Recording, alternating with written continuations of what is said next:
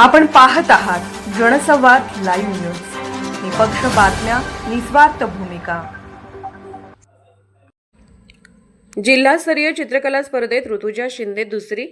मराठी भाषा संवर्धन दिनानिमित्त प्राथमिक शिक्षण विभाग, जिल्हा परिषद सांगली व जिल्हा ग्रंथालय अधिकारी कार्यालय सांगली यांच्या संयुक्त विद्यमाने घेण्यात आलेल्या चित्रकला व पोस्टर स्पर्धेत घाटनांद्रे तालुका कवठेमहांकाळ येथील इयत्ता 9वीची विद्यार्थिनी कुमारी ऋतुजा संतोष शिंदे हिने द्वितीय क्रमांक पटकावला असून तिच्या या यशाचे सर्वत्र कौतुक केले जात आहे।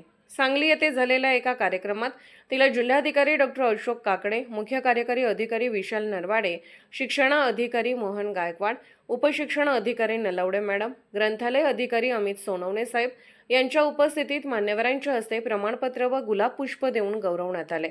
यावेळी मोठ्या प्रमाणात शिक्षक व विद्यार्थी उपस्थित होते। तिच्या या यशाचे शाळेच्या वतीनेही तिला ड्रॉइंग बुक व कलर बॉक्स देऊन मुख्याध्यापक BS शिंदे यांच्या हस्ते गौरवण्यात आले।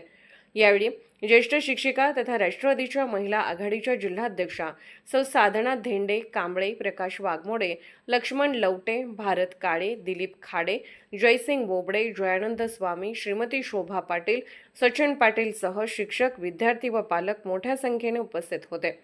सांगली येथे मान्यवरांच्या हस्ते ऋतुजा शिंदे हिला प्रमाणपत्र व गुलाब पुष्प देऊन गौरवण्यात आले।